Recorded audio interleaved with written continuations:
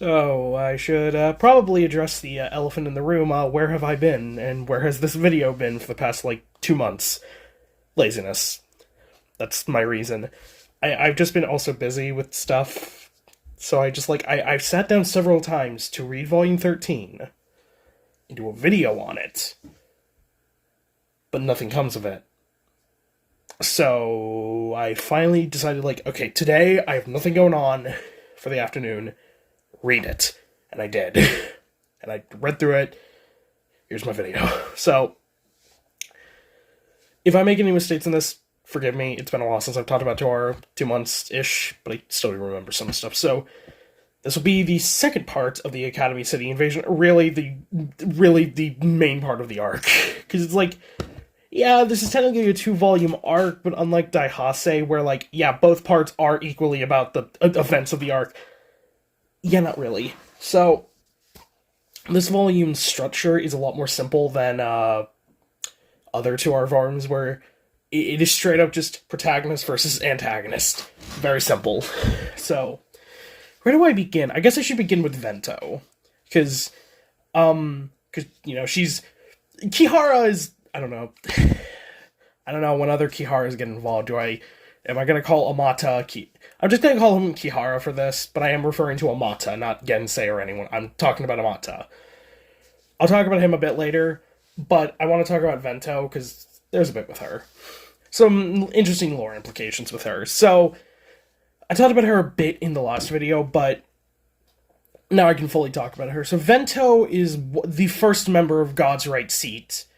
I forget, I seem to remember there was another translation that I saw in the anime that was God's Right Hand, but I might be combining Imagine Breaker with their name, so I'm just God's Right Seat. So Vento is the member of the front, and we get to see 2 other members in this volume, of course, Aqua and Terra, and you can very clearly tell the naming scheme of God's Right Seat. It's the classical, European 4-element system. Wind, water, earth, and fire. With Vento, I believe all their names are in Italian. So yeah, her name is Vento, or Wind. If you've read Part 5 of JoJo, you know Ventoreo is Golden Wind. So yeah, and they both, I don't know if, there's a reason why it's, front, back, left, right, but she's, Vento of the front. So, Vento has 2 abilities. It's interesting. So, they do have their element abilities, for the most part, because Vento does have wind manipulation with her hammer, quote-unquote hammer, Kamachi. That's a mace. Because her main weapon is, this pole with a bunch of barbed wire on it, and it's like a mace. But, Kamachi calls it a hammer, and that's kind of what she uses it for, but it's kind of a mace. So yeah. So, the mace itself is the one with the wind ability, because smacking this... honestly, it kind of reminds me of Agnes' ability that she had with her weapon. I don't think it ever got a name. But, she just smacks something, and she sends out, an invisible attack. With Vento, it's just wind blades. And it's a wind ability, so, you can just attack from pretty much anywhere. But, her other ability is the holy shit, dangerous ability. So, she has an ability called Divine Punishment, which I think it's Indet who clarifies that a human should not have this ability. We found out why she has it later, but, Indet just clarifies, no, a human should not have an ability that belongs to God. Basically, Divine Punishment. I'm not going to go into the full mechanics of it, because, I'm eventually going to do a lot of character videos, and dive deep into their abilities, and basically, it replicates kind of the crucifixion of God, of Christ. As a lot of things in Torah, it's a big reference to the Bible and, Christian events. And basically through, I guess the mechanics of it is people feel a certain way and then they get affected by the ability, and it's basically, Vento can knock you out. Basically, Divine Punishment is an ability that lots away your consciousness and puts you in a near-death state. You're basically knocked out. You're basically unconscious, not able to wake up. And apparently, this ability is so absolute, the only way to defeat it is a Magic Breaker, because most abilities with a weird condition can be defeated by a Magic Breaker, but normally it's like you have to make the sender say, like, you have to make the ability user kind of just like, yeah, no, it's not in effect anymore. So yeah, that's Vento's abilities. Vento's... I know there's some people in the fandom who, like, think Vento's mid, you know, as an antagonist, and, like, she kind of is, but I think she serves her purpose as kind of, like, for what she is going for in this volume, she's also not really the focus, because she is the antagonist, but she also shares that spot with Kihara. So it's like, you kind of have to play double fiddle. Like, this isn't like Lidvia and Oriana, where, like, yeah, Oriana is the main antagonist, and Lidvia's in the background. No, they're pretty much both in the foreground. Well, Kiara's kind of is. So yeah. I think that's all I wanted to talk about with Vento until I get into the later parts with her character. So, this volume also is kind of significant, because it's another volume that deals both with Accelerator and Toma. They're both pretty much the protagonists, but I would say we focus on Accelerator a bit more. Because we do get a lot of his characterization. With Toma, it's kind of less so. Toma's just kind of here to defeat Vento, because Vento was specifically sent to kill Toma. Kind of. So... yeah. And there's actually a funny line where Vento says, like, Index is trivial compared to your ability. And yeah, this is kind of our introduction that, yeah, like, Toma's a real threat to, just because of what a Magic Breaker is and the quote-unquote Comedy Joe faction. So, Accelerator's part of the story. So, we focus on a lot of things in this volume. Mainly a lot of Accelerator stuff. A lot with his character and abilities. So, of course, Lost Order escapes, goes to Toma, they're kind of hanging out with each other, and then Lost Order escapes, Toma runs away from him. So, Accelerator kidnaps one of the Hound Dogs guys, threatens him, and then takes Index and then runs off. There is actually a cool conversation with Heaven Canceller where we actually get kind of a explanation of why he's called Heaven Canceller, and it's like, basically he brings people back from the underworld, in a way. There's some interesting stuff with Heaven Canceller that I kind of want to touch on later, but yeah. So, probably the most terrifying fight in this volume is, so Accelerator flees off, he gets a shotgun, which...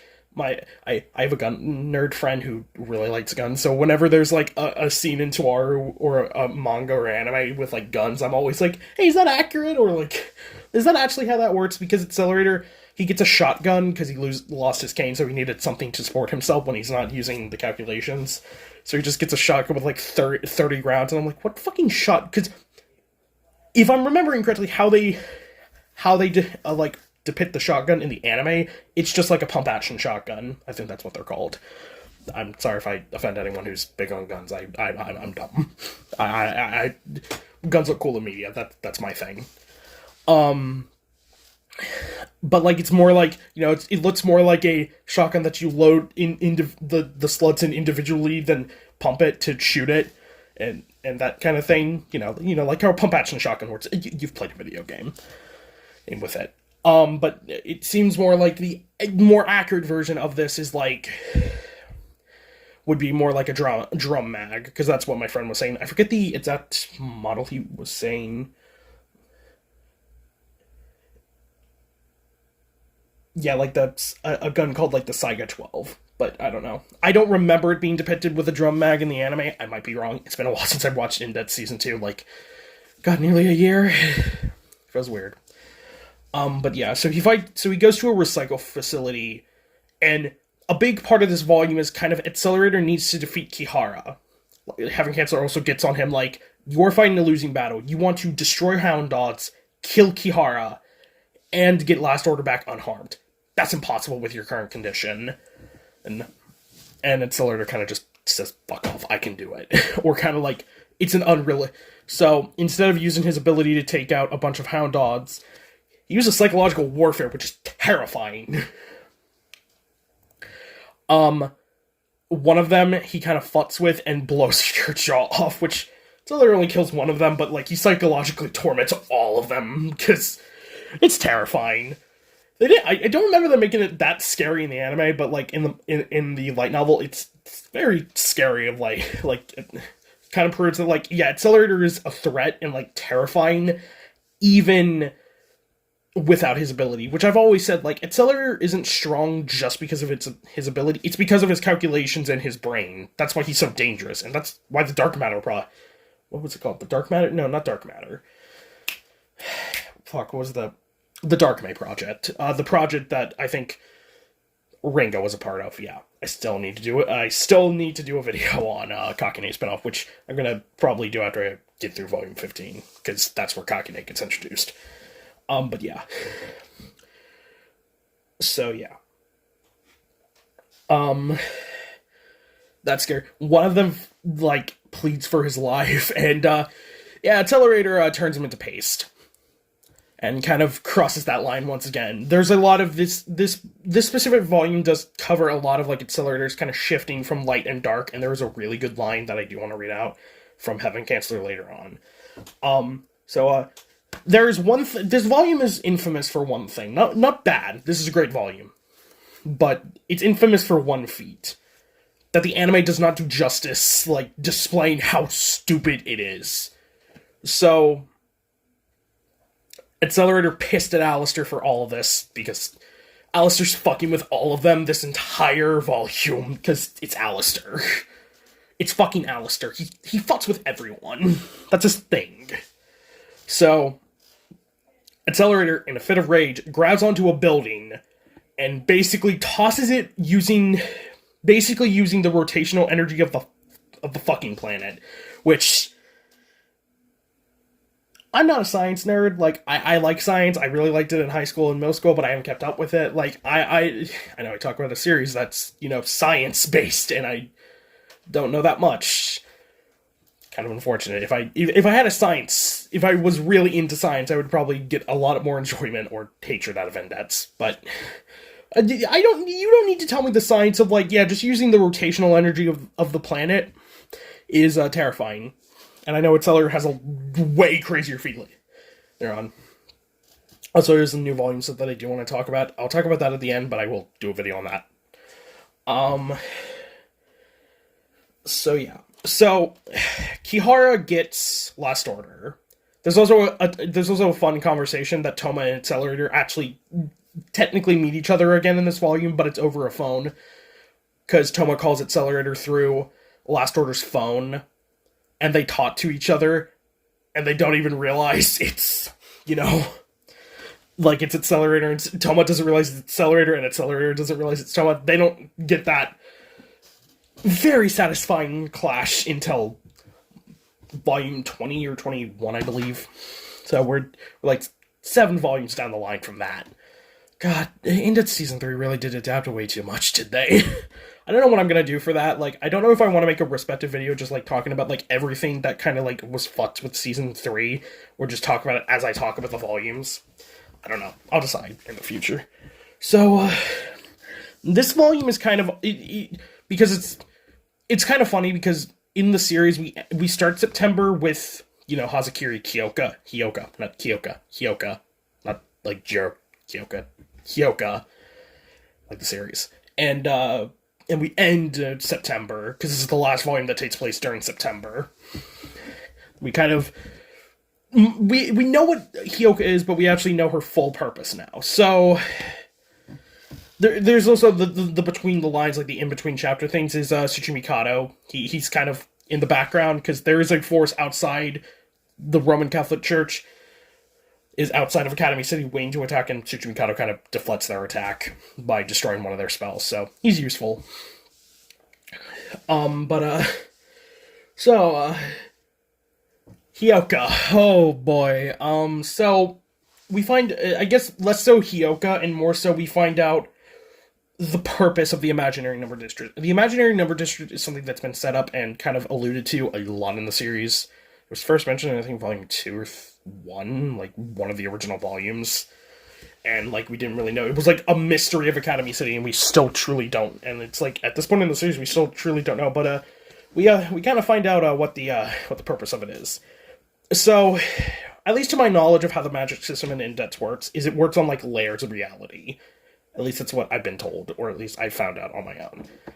Correct me if I'm wrong. I know this gets much later revealed in the later parts of the series, but, you know, I kind of have a limited understanding that the Indets world, in terms of magic, does work on, like, layers of reality.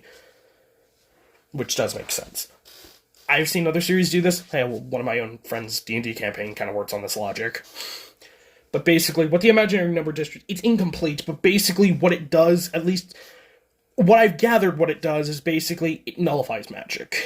Because we see this very clearly with Vento, where, like, whenever she's using her ability, she's eventually going to cough up blood, because it's basically like she's using her ability in a zone where she should not be able to. So yeah, but it does, like, Tsuchi Mikado specifically does call it incomplete, and yeah, Alistair's hatred of magic really does come through in this volume, because good God.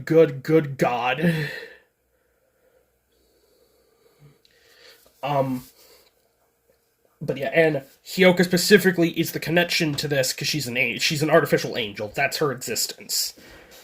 She's activated by Kihara with Last Order, just to fuck with Alistair, essentially, because, you know, the entire Kihara family basically doesn't like Alistair. But then again, who does in this series? No one does, really. So there's some interesting things with Hyoka that Vento goes into. Vento calls Hyoka, like, what she is, a fallen angel, and actually attributes her to Lucifer. And we actually get some lore about angels, that angels within the context of Tuaru, the universe of Tuaru, they are completely subservient to God, and they don't have consciousness. Basically, they're tools.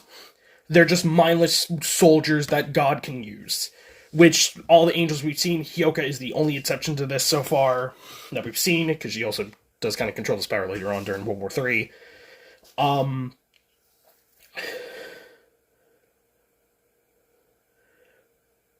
But yeah, angels are also a big theme of this volume. But yeah, it's kind of that. So it is kind of interesting. Like, and I'm curious if, like, because, you know, a lot of the events of the Bible did happen in Tuaru, and I wonder if Lucifer's rebellion actually did happen. And implies there is a heaven and hell in the Tuaru universe, which, now in Komachi, yeah, that makes sense. So Vento's motivation is kind of a thing that I feel like is the reason why people don't like her so much. I kind of like her personality, kind of just being a bitch, an aggressive bitch, basically. But her whole motivation for why she hates science in Academy City is basically when she and her brother, yeah, I know, were kids. They were on this, like, ride that was being tested out, and they both got crushed in it. And they had, like, a super unique blood type. I think it was, like, what, like ARH or something. How the hell do you have a One Piece blood type in a series like this? I know it's probably a real blood. I know it's a real blood type, but. Or fake, I don't know. I didn't do research. I didn't care to look it up. And basically, her brother, because their blood was so rare, the scientists and doctors only had enough blood for one of them. And her brother just said, like, okay, have my sister take it. And from that day forward, she hated science. So if that backstory with a person of magic was fucked over by science and one of their friends / relatives got killed by science, sure sounds familiar. Yeah, like, even when I was watching the anime, I was like, isn't this basically just Sherry's motivation? Instead of, like, a friend, it's a brother. And it kind of is. But yeah, Toma does kind of chastise her, because it's like, what your brother did was a brave thing. He saw a situation, and it's like, he made a call, and you're alive for it. It's kind of like a thing of, like, he may be dead, but you're alive, and that's what matters. You know, Vento does the usual antagonist thing of saying Toma's bullshit, and, yeah, well, you know what happens next? Punch. So, yeah. So, that's the Toma end of this, is that, I'll also talk about the very end of that, but, basically, next we get the Accelerator, and the event that is going to retroactively change Accelerator's course for the rest of the series, power-wise and character-wise. Accelerator confronts Kihara, fights against him, loses again. Accelerator kind of gets his ass beat a lot in this arc, which is kind of refreshing because well, not refreshing because Accelerator he has struggled ever since he got shot in the head by Amai. Which, funny how Amai, a insignificant character who has been relevant for like 2 arcs, it has like affected Accelerator's entire character. Kind of funny. That does happen with Accelerator antagonists. Now that I think about it, like they show up for one arc, die by his hands, and then but their events are felt. So how Kihara activated the Imaginary Numbers District is using a virus on Last Order and connecting her to the Misaka Network, because the Misaka Network, which I don't know the true origin of that, but I know some things. I don't know anything, honestly. I kind of like know like it may be a connection to something. But basically you activate it with the Misaka Network, and that's how he was able to do it, and yeah, it's a virus. But because it's technically also magic, Index is able to kind of remove the knot and save her. Though the virus isn't gone for good, because it's going to come back later. Because that's the whole kind of big point of World War III. So, Accelerator, the Black Wings. So, it's very unspecific in this volume intentionally, because, it's kind of a mystery. But Accelerator runs out of time and falls over, because if he runs out of battery, he has no motor functions, basically. He's just a corpse at that point with a thinking brain, but he can't speak or do anything.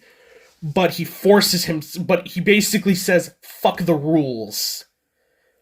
He pulls a Kaiba, he says, fuck the rules, and basically, technically becomes an angel. A fallen angel at this point, but technically an angel, and kills Kihara with the Black Wings. We don't know what the Black Wings are currently, but they're very relevant. Also, they're a good opposite to Kakine, because, Kakine, with his ability, he makes, like, white angel wings, and Accelerator, when he fights him, has, like, the black kind of tornado wings, which are very cool. I will say, I know he gets the angel wings later, but, like, I always did like the black wings, because they had a very cool, like, tornado-ish aesthetic. So, yeah. Index is useful because she's the one that saves Last Order and Hyoka. And we get that quote by Heaven Canceller is what I wanted to go into now.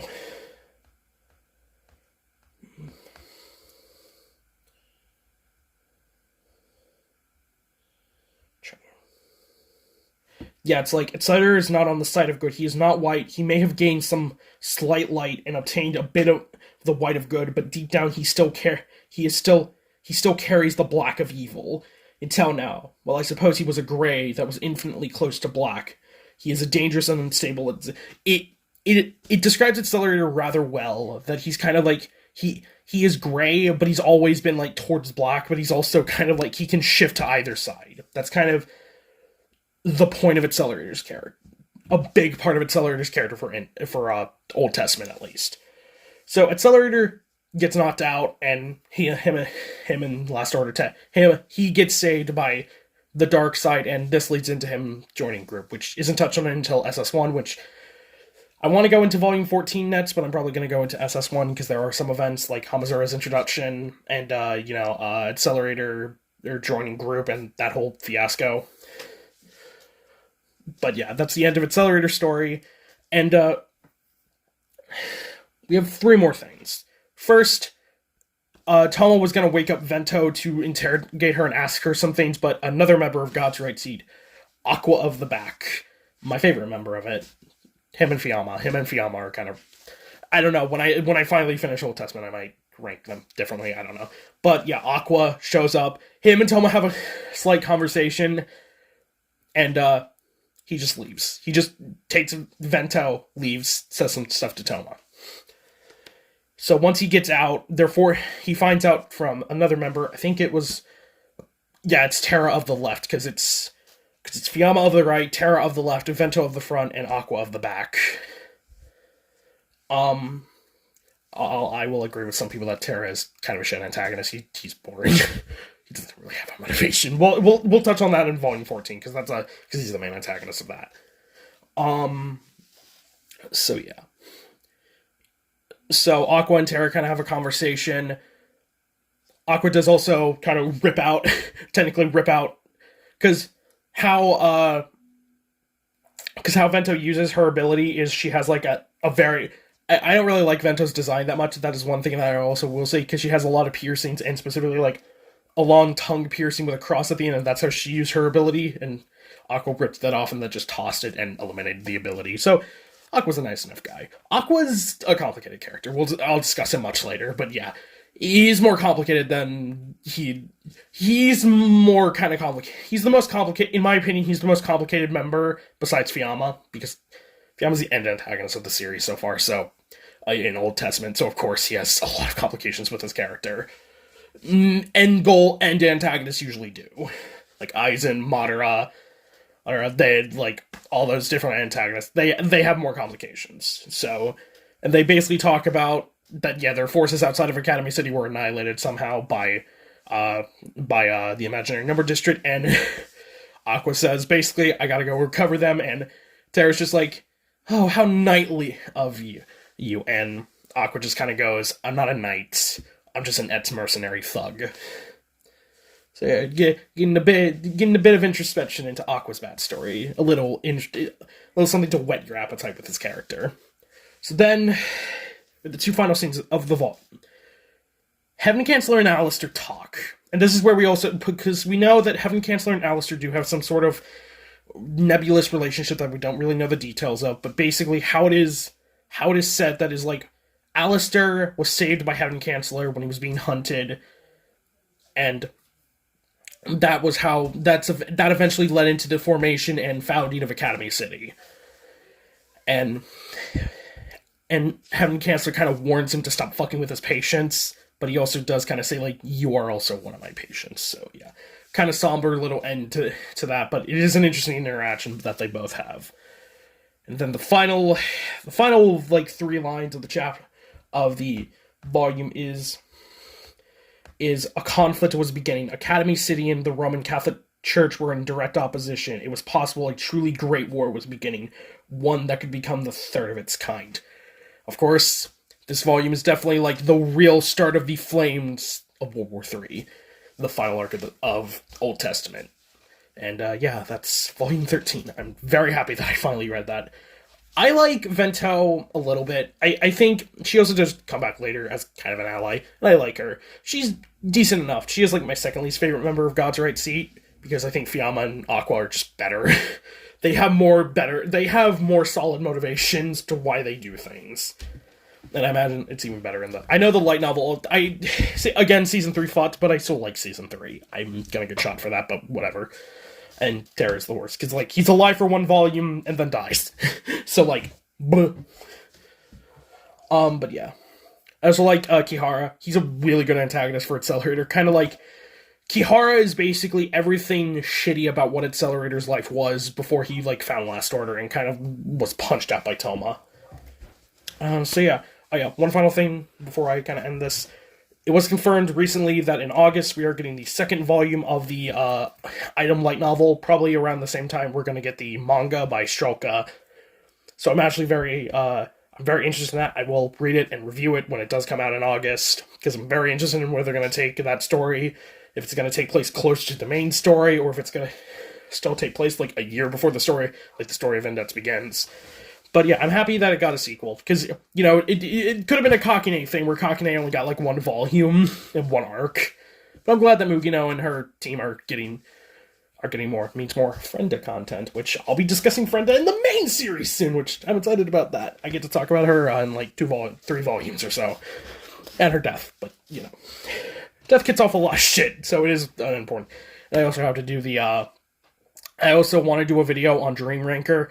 I don't like that. I don't care for that arc, but I need to do a video on it. And I kind of, like, I've come around. Like, I didn't like it at first when I read it, or watched it, and then read it. But when, like, thinking about the arc and, like, rereading some stuff, I actually do like it now.